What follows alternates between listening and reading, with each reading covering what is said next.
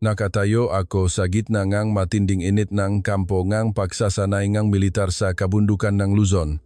Ang init ng araw ay nakakapaso, halos masuno ang aking balat. Ngunit ang mas mainit pa rito ay ang dangal na aking dala bilang kapitan ng Special Forces Unit mula sa hukbong sandatahan ng China.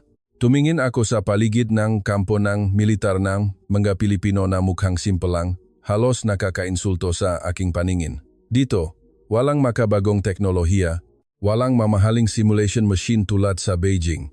Mayroon lang isang malawak na bukas na lupa at ang tuno ng mga sako ng buhangin na umaalingaw-ngaw. Kumpiyansa ako sa aking magkalamnan at sa aking sanda, kwil na pinagpraktisan ko sa loob ng 10 taon. Naniniwala ako na walang sinuman sa ASEAN ang makakatalo sa akin sa mano-manong labanan. Ang aking mga mata ay napadako sa isang Pilipinong sundalo. Maliit ang kanyang pangangatawan, maitim ang balat mula sa matinding sikat ng araw. Ang pangalan niya ay Mang Dante, isang lalaking nakatayo ng tahimik na parang estatwa sa gitna ng bagyo ang alikabok. Bago kayo magpatuloy sa panonood, huwag kalimutang magkomento kung saan kayo nanonood at huwag kalimutang mag-subscribe dahil ang kwento bukas siguradong hindi niyo pwedeng palampasin. Sa aming hukbo, kami ay tinuruan na maging perpektong makinangang pagpatay. Mayroon kaming kalamangan sa taas, superior na lakas, at pagsasanay batay sa tumpa na agham ng sports. Nang tiningnan ko ang mga Pilipinong sundalo na naglalakat ng relax, ang ilan ay nagtatawanan, ang ilan ay umiinom ng malamig na inumin na parang nagpapahinga, lalo akong naiinis. Ito ba ang masundalo na sinasabi nilang pinakamapanganib sa rehiyong ito?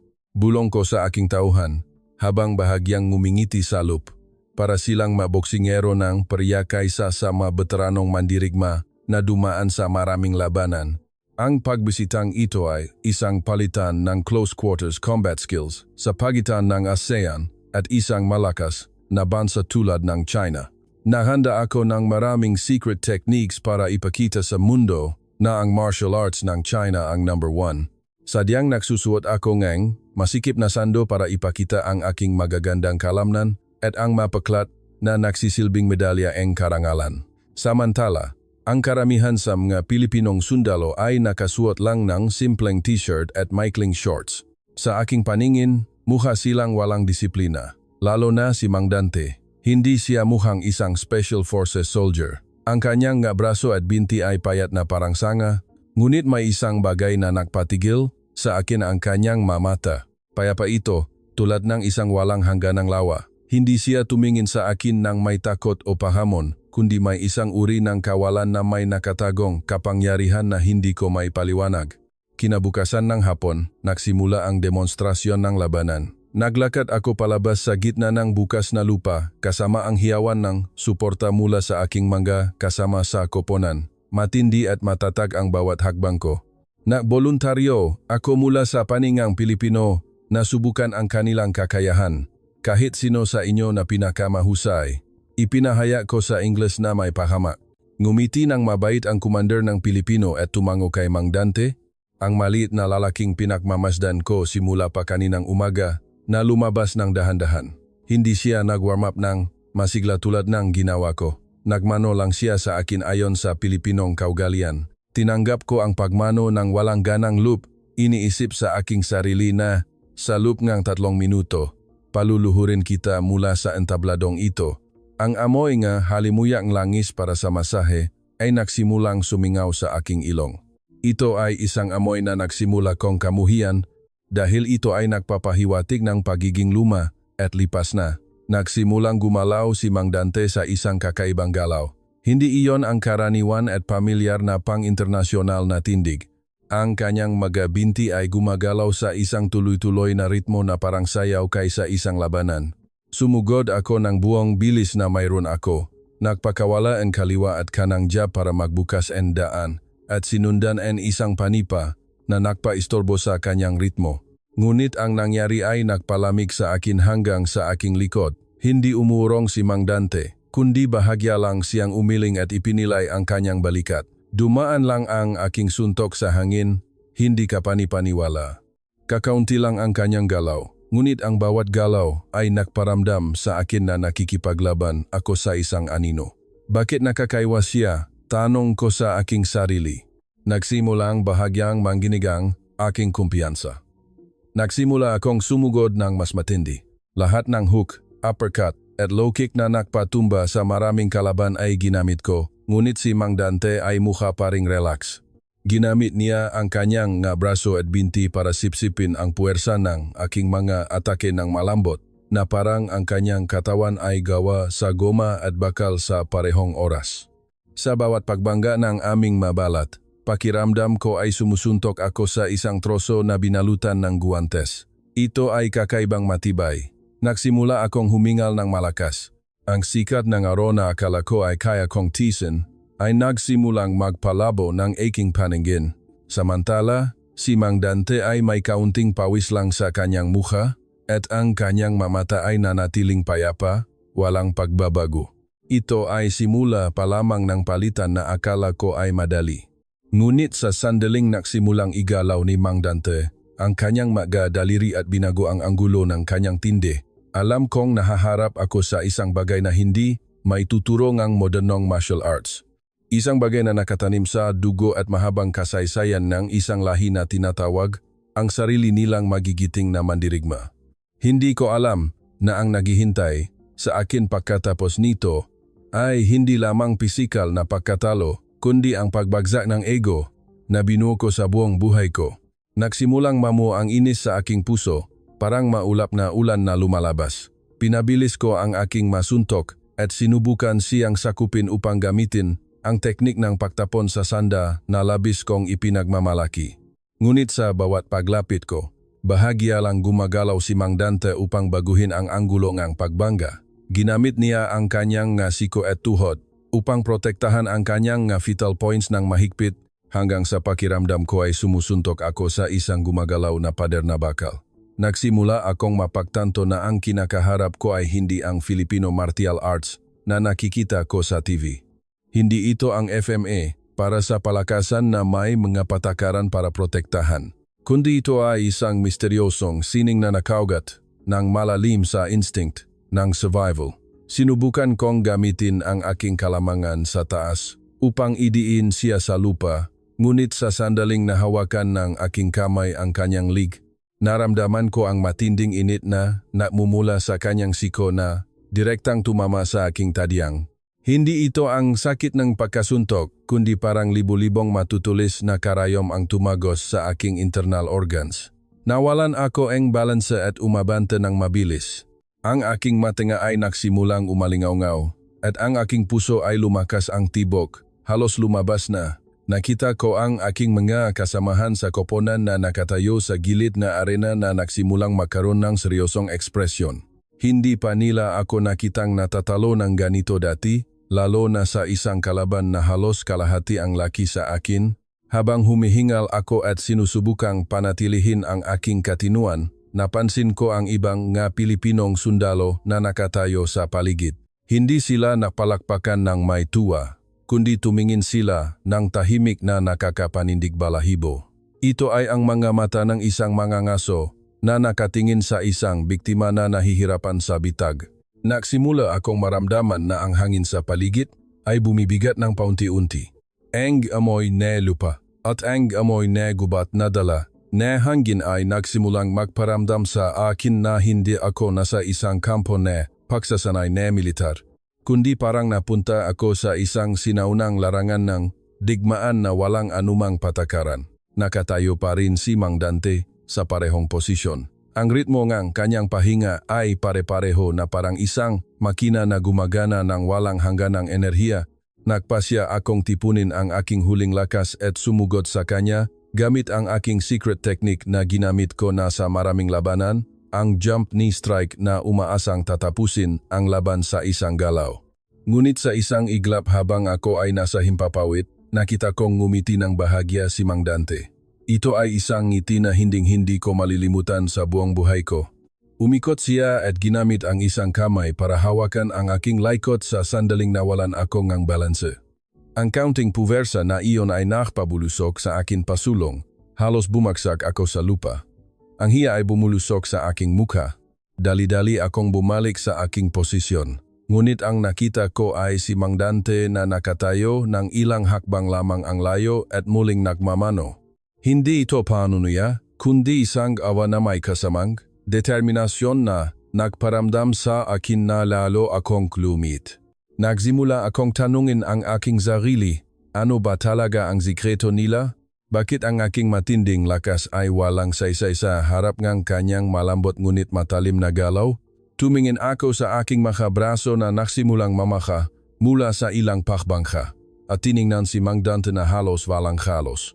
Ang takot na hindi ko pa nararanasan sa loob ng maraming taon ay nagsimulang lumaganap at kumain sa aking puso. Hindi ito takot sa kamatayan, kundi takot sa isang bagay na hindi namin naiintindihan, isang bagay na nakatago sa ilalim ng kanyang maitim na balat at simpleng ngiti. Sa sandaling iyon, nagsimula kong maintindihan kung bakit ang hukbong sandatahan ng Pilipinas ay tinatawag na Tigre ng ASEAN. Sa close quarters combat, hindi lang katawan ang ginagamit nila sa pakikipaglaban, kundi ginagamit nila ang diwa na nahubog sa pamamagitan ng paniniwala, pagsasanay, at mahigpit na disiplina na naging isa sa kalikasan. Nakatayo pa rin ako sa bukas na lupa, nanginginig ang mga binti sa pagod, ngunit ang aking ego ay hindi pa rin sumusuko ng madali. Naniniwala pa rin ako na kung mahahanap ko ang kanyang kahinaan, magagawa kong baliktarin ang laban.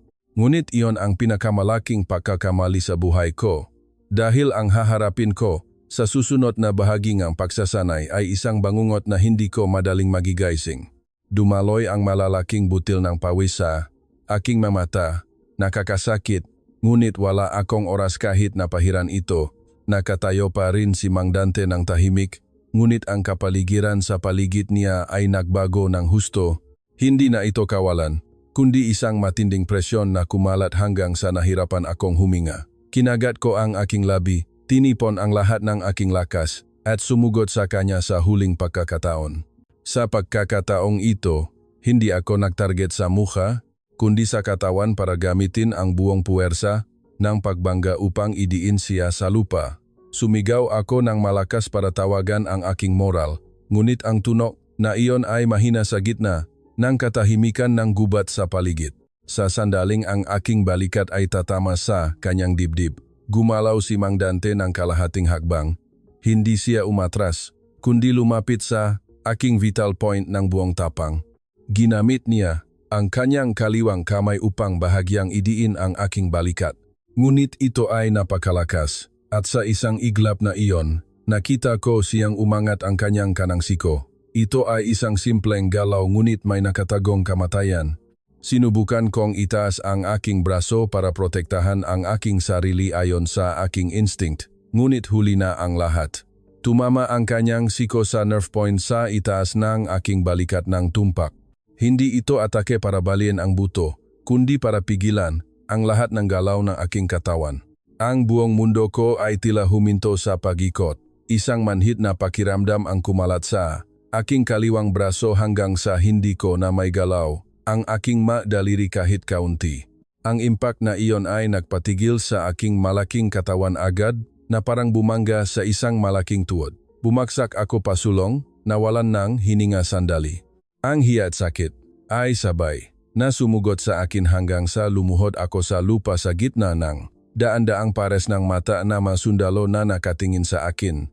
Ako na minsan ay mayabang na tingnan ang sarili bilang isang bihasang mandirigma, ngayon ay lumuhod sa paanan ng maliit na lalaking minsan kong minamaliit bilang mahina.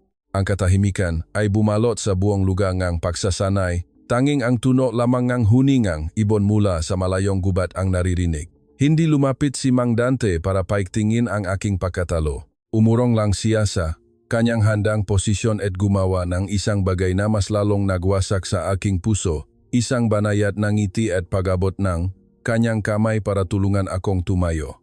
Ang makamay na iyon na napakita na mapaminsalang lakas kanina ay ngayon ay mukhang mainit at maawain. Tiningnan ko ang kamay na iyon na may halo-halong damdamin sa aking puso. Galit, hiya, at higit sa lahat, nagsimula akong matakot. Natatakot sa kung ano ang itinatago ng mga taong ito sa ilalim ng ngiting iyon. Tinabi ko ang kanyang kamay gamit ang natitira kong lakas. Sinusubukang tumayo gamit ang aking nanginginig na mga binti. Sinubukan kong panatilihin ang dangal ngang isang mataas na opisyal. Ngunit ang aking mga mata ay hindi makatitik kahit kanino. Tinalikuran ko siya at lumakat pabalik sa grupo ng aking magasamahan sa koponan na may mabigat na mga hakbang. Ang bulong nga, aking magatauhan na minsang nagpuri sa akin, ay ngayon, ay parang sumpa. Ang kumpiyansa na binuo ko sa buong buhay ko ay gumuho na parang isang kastilyong buhangin na tinamaan ng malaking alon. Napagtanto ko sa sandaling iyon na ang nakita ko ngayon ay simula pa lamang. Ang tunay na sikreto na nagpahirap sa hukbong sandatahan ng Pilipinas para sa mga sumasalakay sa close quarters combat ay mayroon pang higit pa kaysa sa magagandang galaw. Nang gabing iyon, hindi ako nakatulog. Ang sakit sa balikat ay patuloy na nagpapaalala sa aking pagkatalo. Paulit-ulit kong tinanong ang aking sarili, paano niya nagawa iyon? Bakit ang martial arts na pinagpraktisan ko ng matindi ay natalo sa sinaunang sining na mukhang walang silbi? Nagpasya ako na hindi ako susuko ng ganun kadali. Kailangan kong malaman kung ano ang sikreto na iyon, kahit ano pa man ang kapalit. Ngunit hindi ko alam na ang pagtuklas sa sagot bukas ay magdadalas sa akin sa isang mas malupit na pagsubok. Isang pagsubok na magbabago sa buhay ng kapitan ng Special Forces na ito habang buhay. At ayon ang simula ng tunay na bangungot na magsisimula sa kailaliman ng gubat ng Luzon. Ang sinanga araw sa umaga ay hindi nakpaliwanag sa aking puso kahit kaunti. Nagising ako na may sakit na kumalat sa buong likod at balikat.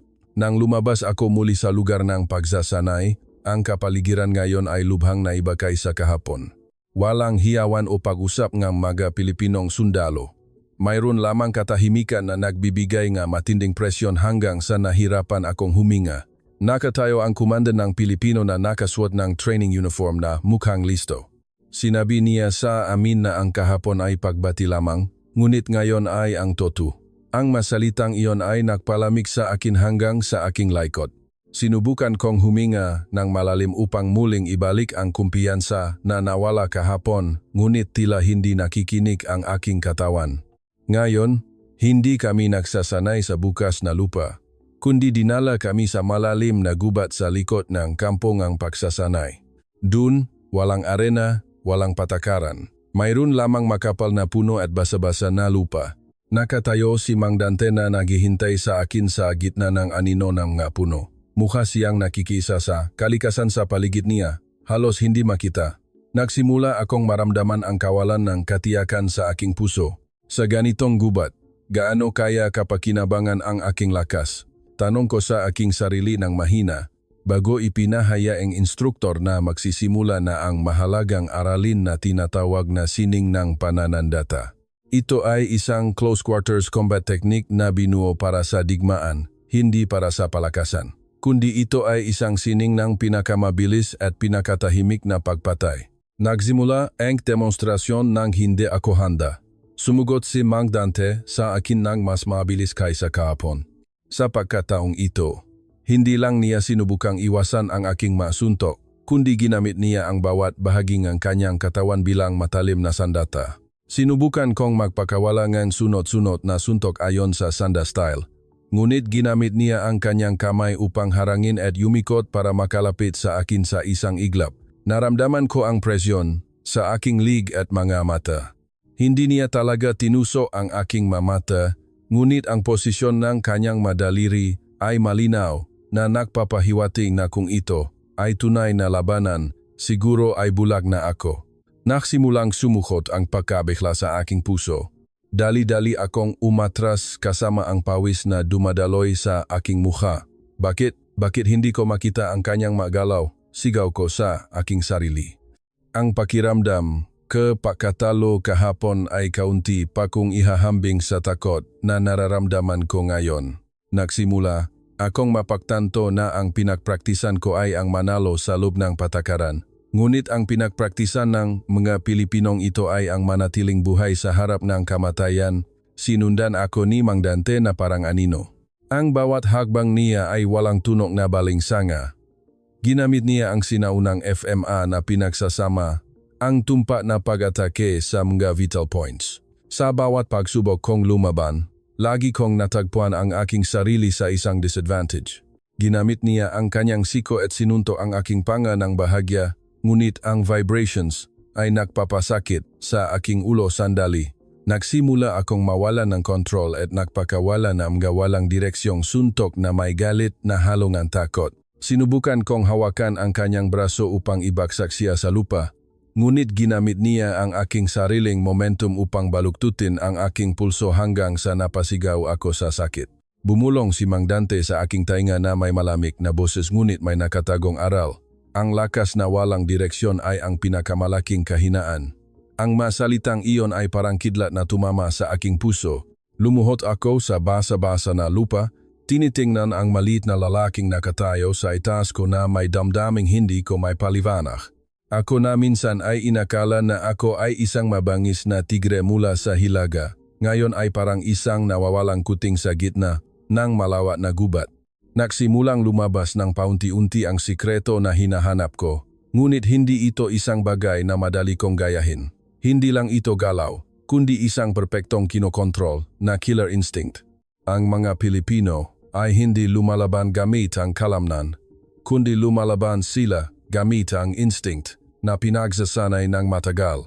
Tumingin ako sa kamay ni Mang Dante na makaspang mula sa paksasanay at nakita ko ang refleksyon na aking sariling kahinaan. Ang sikreto na nagpapakalat na takot sa kanila sa mga hukbo na makapangyarihang bansa ay hindi lamang dahil sa kanilang husay sa pakikipaglaban, kundi dahil sa hindi sila kailanman natakot sa kamatayan. At iyon ang isang bagay na hindi may tuturo sa akin ng modernong martial arts. Tumayo ako muli na nanginginig ang katawan. Ang aking mata ay nagbago mula sa pagamak tungo sa pagkatakot. Nagsimula akong mapagtanto na ang laban na ito ay hindi para patunayan kung sino ang mas magaling, kundi ito ay isang pag-aaral na tanggapin ang nga bagay na wala ako. Tumingin ako sa malalim at madilim na gubat at naramdaman kong mayroon pang maraming anino na nakatingin sa akin doon. Mga anino nam, mga Pilipinong, mandirigma na nagpakalat ng takot sa buong ASEAN. At alam kong ang tunay na pagsubok sa gubat na ito ay nagsisimula pa lamang. Ang pakalito at takot sa aking puso ngayon ay simula pa lamang ng masakit na katotohanan na kailangan kong tanggapin. Nagsimulang umulan ng malakas sa gubat ng Luzon. Ang tunog ng mapatat ng tubig na tumatama sa madahon ay umalingaw-ngaw hanggang sa matabunan ang tunog ng pag-usap. Ang lupa na dating matigas ay nagsimulang maging madulas na putik. Pinagmamasdan ko ang aking koponan na nagsimulang magkaroon ng pagod at pagkalito sa kanilang mamukha, lalo na si Jiang. Ang aking pangalawang pinuno na malakas at mainitin ang ulo. Nakatitig siya sa akin na may mata na puno ng tanong at pagkadismaya. Kapitan, bakit tayo nakpapagulong sa kanila ng ganito? Tanong ni Jiang ng malakas, nakikipagkumpetensya sa tunog ng ulan. Hindi siya naniwala na ang nakikita niya ay husay. Akala niya ay nagpabaya lang ako at nagpahiya sa dangang koponan. Ang tensyon ay hindi lang nangyari sa pagitan namin at mga Pilipinong sundalo, kundi lumaganap din ito sa loob ng aming mapuso. Sinubukan kong utusan ang lahat na kumalma, ngunit ang katahimikan ng gubat at ang misteryo ng mga Pilipinong sundalo ay nagsilbing hindi nakikitang pader. Si Mang Dante at ang kanyang koponan ay tila hindi naapektuhan ng ulan. Lumipat sila sa putik ng maliksi na parang bahagi silang gubat na ito. Ngumiti ang Pilipinong instruktor sa amin at sinabi, sa larangan ng digmaan, ang pinakamapanganib na kaaway ay hindi ang baril, kundi ang takot na nasa puso mo. Hindi na nakatiis si Jiang. Lumabas siya para hamunin ang isa pang Pilipinong sundalo na maliit din tulad ni Mang Dante. Gusto niyang bawiin ang dangal ng koponan sa pamamagitan ng paggamit ng kanyang superior na lakas upang durugin ang kalaban. Ngunit ang nangyari ay naging mas malupit na aralin. Sa sandaling nagsimula ang laban, sumugod si Jiang na parang bali na toro. Ngunit ang Pilipinong sundalo ay gumamit ng teknik na tinatawag na iwas galaw ng buwaya. Hindi niya direktang sinagupa ang atake kundi ginamit niya ang momentum gang buong bigat ni Jiang, binagbek ang braso at tinamaan gang tuhod ang balikat ni Jiang hanggang marinig ang tunog ng nabaling buto. Sumigaw si Jiang sa sakit at bumaksak sa putik. Dali-dali siyang inalayan ng kanyang makasamahan sa koponan na may gulat. Ang mamata ng lahat ay nagbago mula sa pagdududa tungo sa malinaw na takot. Pinamamasdan ko ang eksenang iyon na may pakiramdam na parang paulit-ulit akong sinasampal. Ang sikreto na nakpahirap sa mga Pilipinong sundalo sa mga sumasalakay ay nagsimulang maging mas malinaw. Hindi lang ito tungkol sa mga secret techniques, kundi tungkol sa paggamitnan, kapaligiran at psikolohiya upang sirain ang kalaban mula sa loob. Hindi sila lumalaban para manalo sa entablado, kundi lumalaban sila para patayin ang kaaway sa lahat ng paraan. Nagsimula akong maramdaman ang lamat sa aking puso, ang kumpiyansa na minsan kong taglay ay ganap na nawala. Tumingin ako kay Mang Dante na nakatayo ng tahimik sa ilalim ng puno. Ang kanyang mamata ay walang laman pa rin, ngunit may nakataguridan na nagbigay ng matinding presyon hanggang sa pakiramdam ko ay isa akong maliit na langgam. Nagsimula kong maintindihan kung bakit nabigo ang buong mundo sa pagsubok na gayahin ang kanilang sining dahil ang itinatago nila ay hindi lang teknik, kundi isang puso na nahubog sa pamamagitan ng sakit at pagsasanay na lumampas sa limitasyon ng karaniwang tao. Nang gabing iyon, sa kampo sa gitna ng gubat, halos walang nag-usap sa aming koponan. Lahat ay lumulubog sa sarili nilang pag-isip at pagdududa. Si Jiang na nasugatan ay umungol sa sakit sa isang sulok. Nakaupo ako at tinitingnan ang apoy na unti-unting namamatay at naramdaman kong lubos akong nawawala. Ang takot na sinubukan kong itago ay unti-unting kumakain sa akin mula sa loob. Nagsimula akong tanungin ang aking sarili, ano ang ginagawa natin dito? Narinig ba tayo para matuto o para masira? At ang sagot na nakuha ko mula sa katahimikan ng gubat ng gabing, iyon ay nagpaalam sa akin na bukas ang magiging pinakamahirap na araw sa aking buhay bilang sundalo. Sa gitna ng tahimik na gabi sa malalim na kagubatan, ang tunog nga insekto sa gabi ay umalingaw na parang sinisigawan ng kagubatan ang aking kahinaan. Hindi ako makatulog. Ang sakit sa sugat ay hindi kasing tindi ng pakalito na kumakain sa aking puso. Nagpasya akong lumabas ng tent para maghugas ng mukha sa ilog, ngunit kailangan kong huminto nang makita ko ang anino ng isang tao na nakaupo sa isang bato sa tabi ng talon. Ang mahina na liwanag ng buwan ay nagpakita na si Mang Dante pala. Nakaupo siya ng tahimik na parang bahaging bato. Ang kanyang pahinga ay napakahina, halos hindi marinig. Nakatayo ako at tinitigan siya ng may pagdududa. Ano ang ginagawa niya sa ganitong oras? Bakit hindi siya nagpapahinga? Nagpasya akong lumapit. Dahan-dahang idinilat ni Mang Dante ang kanyang gamata. Ang kanyang gamata sa dilim ay may kakaibang kinang, tulad ng gamata ng isang ligaw na hayop. Hindi ka ba makatulog, Kapitan? Tanong niya sa isang payak na boses. Umupo ako sa tabi niya at tinanong ang bagay na bumabagabag sa aking isip sa lahat ng oras. Bakit kayo nakakagalaw ng ganun? Bakit ang aking lakas ay walang silbi laban sa inyo? Ngumiti ng bahagya si Mang Dante at itinuro ang kanyang dibdib. Dahil ang kapitan ay lumalaban gamit ang kalamnan, ngunit kami ay lumalaban gamit ang diwa. Simula niyang ipaliwanag ang sikreto na wala sa anumang aklat ng digmaan sa mundo. Ito ay isang mataas na antas na meditasyon na tinatawag na lakas na diwa para gamitin sa labanan. Sinabi sa akin ni Mang Dante na habang sumusugot ang kaaway ng may galit o takot, ang kanilang diwa ay magiging magulo at makikita ang baluktot na imahe. Ngunit para sa mga Pilipinong sundalo na mahusay sa pagsasanay sa diwa, sa pinakamapanganib na sandali, ang kanilang diwa ay magiging payapa na parang ibabaw ng tubig na walang ripples.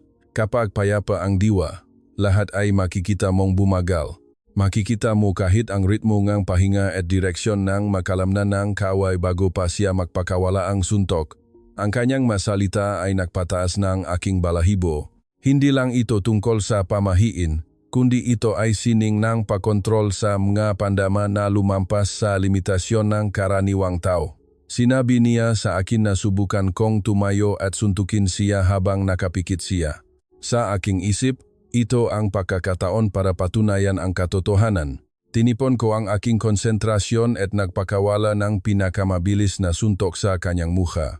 Ngunit sa sandaling ang suntok ay malapit ng tumama, Bahagia lang umiwas si Mang Dante ng malambot na parang may mata sa likod. Ginawa niya iyon ng paulit-ulit hanggang sa nagsimula akong humingal. Paano mo nagagawa iyan? Tanong ko nang nanginginig ang boses. Hindi ako nakakakita gamit ang mata, kundi nararamdaman ko ang paggalaw ng hangin. Sabi niya habang ipinapaliwanag na ang mga Pilipinong sundalo ay sinasanay na gamitin ang instinct ng hayop o ang tinatawag ng iba na tigre na nagtatago ang kuko na isang pagsasama ang diwa upang maging isa sa kalikasan. Ang pinakamapanganib na bagay ay hindi ang matinding secret technique, kundi ang kakayahang burahin ang sarili mula sa perception ng kalaban. Sa ganitong malalim na gubat, ang mga Pilipinong sundalo ay maaring maging puno, bato, o isang walang tuno na anino. Sila ay tinuturuan na malaman ang kanilang tapang at kung paano panatilihin ang kanilang tapang kasama ang pagsira sa tapang ng kaaway. Nagsimula kong maintindihan kung bakit ang mahugbo ngang makapangyarihang bansa ay natatakot sa bawat paharap nila sa kanila sa close quarters. Dahil hindi sila lumalaban sa tao, kundi lumalaban sila sa isang bagay na hindi nakikita at hindi mahuhulaan. Kinuha ni Mang Dante ang isang maliit na anting-anting mula sa kanyang training shirt pocket at inabot sa akin. Ang bagay na ito ay suporta lang para sa diwa, ngunit ang tunay na kapangyarihan ay nasa puso mo, Kapitan. Tinanggap ko ang anting-anting na iyon gamit ang nanginginig na mga kamay. Ang pagmamataas na minsan kong taglay ay ngayon ay naging lubos na pahanga, napagtanto ko na sa lahat ng oras. Ako ay isang bata lamang na naglalaro ngang laruang baril kung ihahambing sa lalim ng diwa nga Pilipinong mandirigma na ito. Ang sikreto na nagpahirap sa kanila para sa iba ay ang pag-aral nilang manalo sa sarili bago manalo sa iba. Nang gabing iyon, nakaupo ako ng tahimik sa tabingang talon sa loob ng maraming oras, sinusubukang payapain ang aking diwa tulad ng itinuro ni Mang Dante. Nagsimula akong marinig ang tunog ng gubat ng mas malinaw. Naririnig ang tibok ng aking puso na may ritmo. At sa sandaling iyon, nagsimula akong maramdaman ang tunay na takot ng lupaing ito. Hindi ito takot mula sa mapanganib na sandata, kundi ito ay ang lakas na nakatago sa ilalim ng pagpapakumbaba. Alam kong bukas, sa huling araw ng pagsasanay, hindi na ako lalaban para manalo kahit kanino, kundi lalaban ako para hanapin ang sarili kong puso na nawala sa ikot ng kapangyarihan at ego. Dumating ang huling gabi ng field training kasama ang pinakamalaking misyon na nakakabahala, ang pagsasanay sa survival mula sa ambush sa gabi.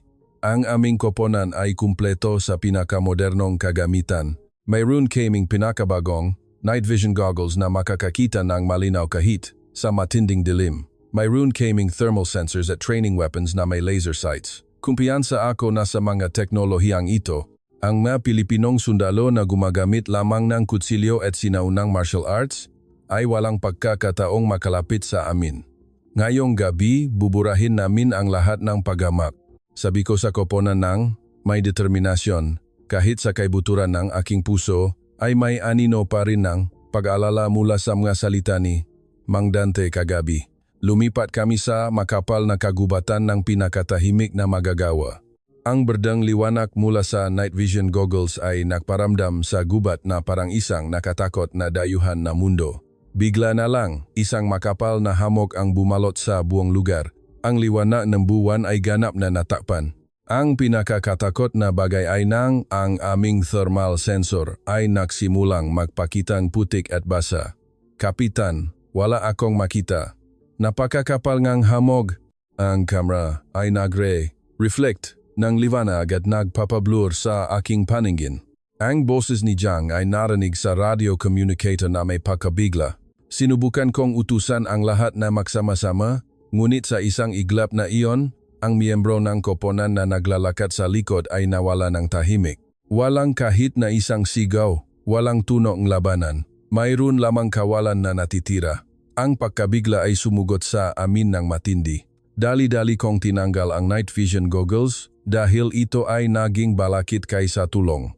Sinubukan ng aking mga mata na umangkop sa matinding dilim na hindi ko makita kahit ang aking sariling palat. Narinig ko ang mahinang tunog ngang gayabak sa paligid, ngunit hindi ito yabak ngang tao, para itong tunog ngang hangin na dumadaan sa mga dahon. Hindi kami inatake ng mga Pilipinong sundalo tulad ng karaniwang sundalo, kundi inatake nila kami na parang mamulto na naninirahan sa gubat na ito. Nakita ko ang maanino na kumikilos. Sumigaw si Jiang nang siya ay hilahin sa makapal na bush. Sinubukan kong sumugot para tulungan siya. Ngunit ang dilim ay nakpawalang direksyon sa akin. At bigla na lang, naramdaman ko ang malamig na hawak sa aking lig. Ito ay ang training knife ni Mang Dante na nakatutok sa aking lalamunan. Patay ka na, Kapitan. Ang pamilyar na bulong ay narinig sa aking tainga. Nanigas ako, ang aking puso ay lumakas ang tibok, halos sumabo mula sa aking dibdib. Hindi ko siya makita kahit kaunti, kahit na wala siyang 1 pulgada ang layo sa akin. Dahan-dahang lumabas si Mang Dante mula sa dilim. Wala siyang ginamit na anumang high-tech na kagamitan. Mayroon lang siyang hubat na pangitaas na katawan upang maramdaman ang hangin at direction ng hangin.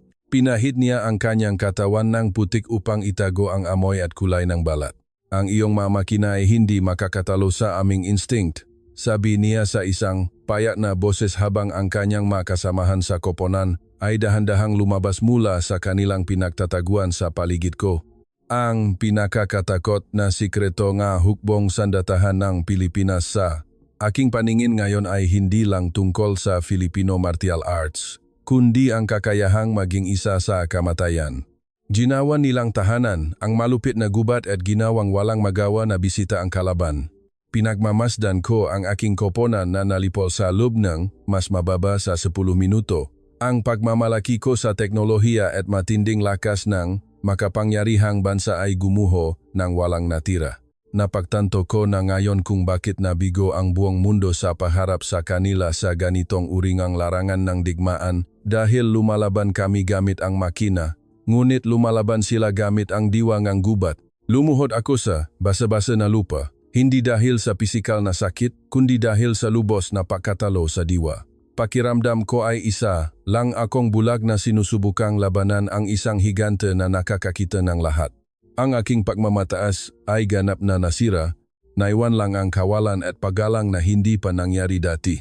Tumingin ako kay Mang Dante na tumutulong na alalayan ang aking koponan at alam kong ang paglalakbay na ito ay hindi para patunayan ang kalamangan, kundi para matutong ang tunay na kahulugan ng salitang mandirigma, ang sikreto na nagpapakalat ng takot sa mga Pilipino sa buong mundo ay ngayon ay nakaukit na sa aking puso. At iyon ang katapusan na 2 kabanata na masakit at maganda sa parehong oras.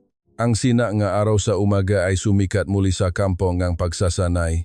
Ngunit sa aking paningin ngayon, ang gubat ng Luzon ay hindi mukhang nakakatakot o madilim tulad kagabi. Kundi ito ay mukhang napakaganda at punong diwa.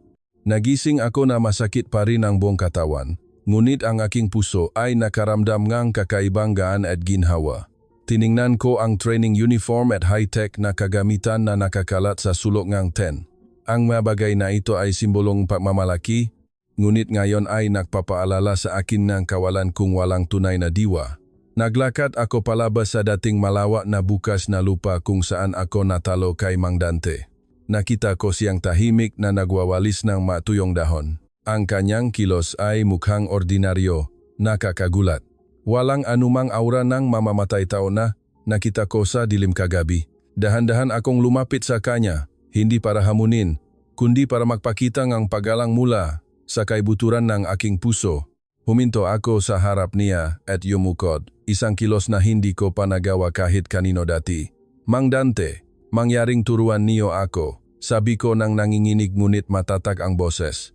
Huminto si Mang Dante sa pagwawalis ng gadahon at tumingala sa akin.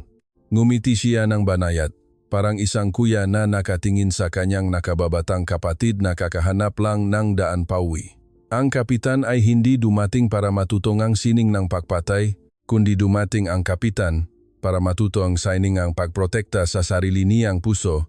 Sagot niya habang iniimbitahan akong umupo sa paanan ng malaking puno. Umupo ako sa tuyong lupa. Ang pagmamatas ko sa aking rango at posisyon ay ganap na nawala. Naiwan lang ang isang tao na uhaw sa katotohanan. Nagsimulang ikuwento ni Mang Dante ang tunay na sikreto na nagpahirap sa mga Pilipinong sundalo para sa mga sumasalakay. Ngunit hindi ito sikreto na nakatago sa kakaibang galaw, Tinawag niya itong puso. Sinabi niya na ang mga Pilipino ay lumalaban gamit ang puso na puno ng pagmamahal at pasasalamat. Hindi kami namumuhi sa kalaban, kundi namumuhi kami sa kawalang katarungan na nananakit sa aming lupain at sa mga taong mahal namin. Ang mga salitang ito ay nagpabigla sa akin dahil sa buong buhay ko bilang sundalo, lumaban ako para sa tagumpay, para sa mga medalya at para sa kadakilaan ng hukbo. Ngunit hindi ko kailanman naintindihan ang pundasyon ng pagmamahal na nakatago sa ilalim ng karahasan ng martial arts. Ipinaliwanag ni Mang Dante na ang arnis o pananandata ay isang sining na nilikha para mapanatili ang kalayaan, hindi para manakop. At iyon ang dahilan kung bakit mayroon itong matinding mapaminsalang kapangyarihan kapag nahaharap sa banta. Sinabi niya sa akin na subukan kong maksanay muli ng mga pangunahing galaw, ngunit sa pagkakataong ito, hindi ito ang pagpapakawala ang suntok gamit ang lakas ng katawan. Sinabi niya sa akin na huminga ng malalim at ipadala ang enerhiya mula sa sentro ng aking katawan patungo sa dulo ng aking mga daliri. Maging tulad ng tahimik na agos ng tubig, ngunit sa oras ng paglaban, maging tulad ng nawawasak na alon, sinubukan kong sundin ang kanyang payo sa loob ng maraming oras sa gitna ng huni ng ibon at malamig na simoy ng hangin. Nagsimula akong maramdaman ang isang uri na enerhiya na umikot sa aking katawan. Hindi ito ang pagod na dati kong nararamdaman, kundi ito ay isang kasiyahan na nagmumula sa perpektong pagkontrol sa sarili. Nagsimula kong maintindihan kung bakit ang mga kapitan ng Special Forces mula sa buong mundo ay natalo sa mga maliliit na Pilipinong sundalo na ito. Dahil abala tayo sa pagpapaunlad ng mga armas at teknolohiya, ngunit nakalimutan nating paunlarin ang pinakamakapangyarihang sandata, ang ating diwa. Ang pinakamalaking sikreto na natutunan ko ng umagang iyon ay ang pagpapakumbaba. Sinabi ni Mang Dante na ang tunay na mandirigma ay ang taong walang kagustuhang lumaban. Ang pinakamahusay ay ang taong kayang talunin ang kalaban nang hindi man lang naglabas ng lakas. Ito ay salungat sa aking tradisyonal na paniniwala. Tiningnan ko ang aking mga kamay na ginamit ko upang saktan ang maraming tao at naramdaman ko ang mabigat na responsibilidad na biglang bumigat sa akin. Hindi ako dumating dito para maging mas mahusay na makina ng pagpatay, kundi dumating ako dito para maging mas buong tao. Nagpasalamat ako kay Mang Dante at naramdaman kong ang pader na humaharang sa pagitan ko at ng katotohanan ay gumuho na. At ang susunod na aralin ngayon ay magsisilbing paalala ng kadakilaan ng mga ninuno ng Pilipino na nagpasa ng diwa na ito sa loob ng libu-libong taon. Ang kapaligiran sa umaga ng huling arawng pagsasanay ay lubhang naiba sa unang araw. Walang hiyawan ng pananakot, walang amoy ng kompetisyon. Mayroon lamang tahimik na kapayapaan na puno ng pagalang sa isa't isa. Nakatayo ako sa gitna ng lugar ng pagsasanay, nakasuot ng training uniform na puno ng alikabok at putik, ngunit ito ang uniform na pinagmamalaki ko sa aking buhay bilang sundalo. Tiningnan ko ang aking mga kasamahan sa koponan. Lahat ay may nagbago sa kanilang mata. Ang pagmamataas ay napalitan ng katahimikan. Ngayon ay hindi pagsasanay para sa pagwasak, kundi isang ritual ng pugay sa guro na siyang pinakasagradong seremonya ang mga Pilipinong mandirigma. Nakita ko ang lahat ng Pilipinong sundalo na nakaluhod, nagmamano sa harap ng instruktor at mga estatwa ng kanilang mga ninunong mandirigma. Ang amoy ng insenso at mga bulaklak sa gubat ay kumalat sa buong lugar. Ito ay isang amoy na nagpapakalma sa aking diwa na hindi pa nangyari dati. Lumapit sa akin si Mang Dante, dala ang isang anting-anting na nakatali sa kanyang braso at na pinagaganda ng mga detalyadong disenyo. Ngayon, bahagi ka na sa amin, Kapitan, sabi niya habang inilalagay ang anting-anting sa aking ulo ng may paggalang. Sa sandaling nahawakan ng kanyang mga daliri ang aking naramdaman kong may isang agos ng enerhiya na dumaloy sa aking katawan. Hindi ito pamahiin, kundi ito ay ang paglipat ng diwa mula sa isang henerasyon patungo sa isa pa. Nagsimula akong gumalaw at gawin ang ritual ngang pugay sa guro ayon sa itinuro ni Mang Dante kagabi. Ang magalaw na dating mukhang kakaiba at walang silbi sa akin nung unang araw ay ngayon ay mukhang napakalakas at napakaganda. Ang bawat galaw ko ay malambot na parang simoy ng hangin, ngunit may nakatagong katatagan na parang bundok. Hindi ako nagsasayaw para ipakita sa kahit sino, kundi nagsasayaw ako para pasalamatan ang lupain at ang maguro na nagbigay sa akin ng mahalagang aralin na ito. Matapos ang ritual ngang pugay sa guro, lumabas si Mang Dante sa gitna ngang lugar at kinawayan ako. "Halika na, Kapitan, subukan nating lumaban gamit ang puso," sabi niya. Ngayon ay walang referee, walang pito, at walang galit sa aking mamata. Lumabas ako para harapin siya na may tahimik na puso. Nang maksimula ang pagbangga, hindi ako sumugot ng may matinding lakas tulad ng dati, kundi gumalaw ako ayon sa ritmo ng kanyang pahinga. Nakita ko ang bawat galaw ni Mang Dante ng malinaw na parang slow motion. Nang siya ay sumipa sa aking katawan, hindi ako umatras, kundi sumabay ako sa puwersa ng pagbangga na iyon at ginamit ang aking siko para saluhin ito ng bahagya. Ang sakit na minsan kong naramdaman ay naging simpleng pahawak lamang na walang kapangyarihan. Pakiramdam ko ay magaan ako na parang balahibo ng ibon, ngunit sa parehong oras ay matalas na parang talim ng kutsilyo. Nagpalitan kami ng gasuntok at sipa sa loob ng mahabang panahon. Hindi ito labanan, kundi ito ay isang pag-usap sa pamamagitan ng katawan.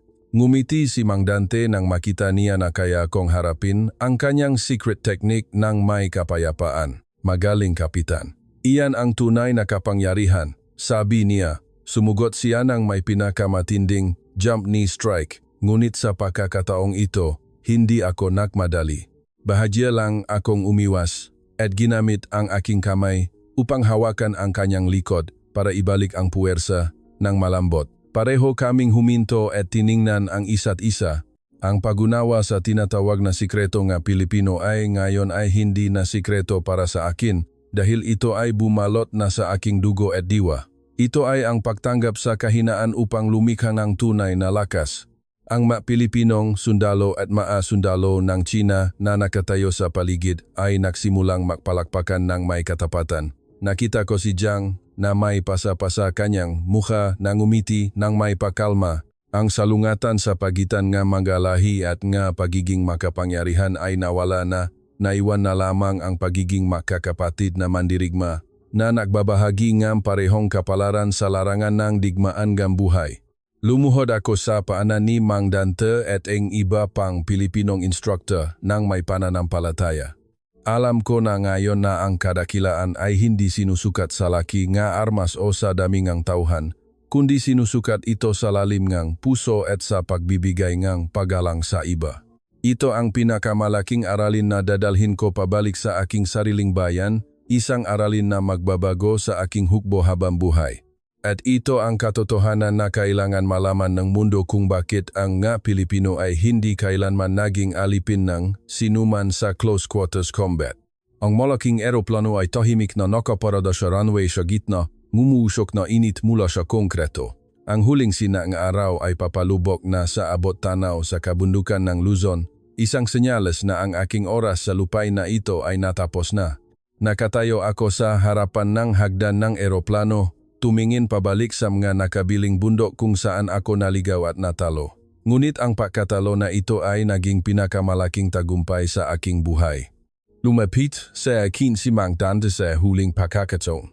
Hindi siya nakasuot ng training uniform, kundi nakasuot ng simpleng t-shirt na may simpleng ngiti tulad noong unang araw naming nakita. Wala siyang gaanong sinabi. Inabot lang niya sa akin ang isang maliit na anting-anting na ginagamit niya sa totoong labanan para tandaan ko. Ang tunay na mandirigma ay ang nagpoprotekta, hindi ang naninira, sabi niya. Tinanggap ko ang mahalagang regalo na iyon gamit ang nanginginih ng mga kamay. Ang damdamin ng pakalito sa aking puso ay bumulusok hanggang sa halos hindi ko na mapigilan ang aking maluha. Niyakap ko siya. Naramdaman ang kanyang matitigas na kalamnan at ang puso na tahimik na tumitibo. "Salamat sa lahat, kuya. Hinding-hindi ko malilimutan ang aralin na ito," sabi ko ng pinakatoto. Si Jiang at ang iba kong kasamahan sa koponan ay nagbigay galang sa mga Pilipinong sundalo ng may pagpapakumbaba na nagmula sa kaibuturan ng kanilang puso. Sumakay kami sa eroplano na may nagbago na kilos. Hindi na ito isang mayabang na hukbo na uhaw sa tagumpay, kundi isang grupo nga mandirigma na nakatuklas ngang tunay na kahulugan ng karangalan. Nang nagsimulang lumipat ang eroplano, tumingin ako sa ibaba sa lupain ng Pilipinas na unti-unting lumiliit hanggang sa nawala sa mga ulap. Hinawakan ko ang anting-anting sa aking kamay at naisip ang sikreto na sinubukan kong hanapin sa lahat ng oras. Ngayon, alam ko na ang sikreto na iyon ay hindi nakatago sa matinding elbow strike o sa mabilis na knee strike, kundi nakatago ito sa diwangang isang lahi na nakakaalam ngang salitang sapat at salitang pag-ibig. Ang nga Pilipinong sundalo ay kinakatakutan, hindi dahil sa pinakamodernong armas, kundi dahil sa mayroon silang puso na hindi kailanman sumusuko sa kawalang katarungan at may pagpapakumbaba na kayang talunin ang matinding lakas. Ang sikreto na nagpahirap sa kanila para sa mga hukbo ngang makapangyarihang bansa ay ang katotohanan na hindi sila lumalaban para pumatay, kundi lumalaban sila para mabuhay at mapanatili ang dangal ng kanilang nga ninuno. Kinuha ko ang aking notebook at isinulat ang huling pangungusap ngang ulat ng pagsasanay na ito. Isang pangungusap na ipapadala sa hukbo sa Beijing at magbabago sa kanilang pananaw. Sa mundo ng close quarters combat, huwag malitin ang kalaban na mas maliit at huwag maliitin ang kaaway na ngumingiti sa iyo dahil sa ilalim ng ngiti at pagpapakumbaba na iyon ay maaring may isang tigre na mas malakas kaysa sa anumang agham na masusukat ay nakatago. Ipinikit ko ang aking mata at naramdaman ang kapayapaan na kumalat sa buong katawan ko. Ang aking diwa ngayon ay hindi magulo tulad ng bago dumating ang bagyo, kundi ito ay payapa na parang ibabaw ng tubig sa isang walang hangganang lawa ni Mang Dante. Hindi na lang ako isang Kapitan NG Special Forces, kundi isa na akong estudyante NG Signing NG MGA Pilipinong Mandirigma.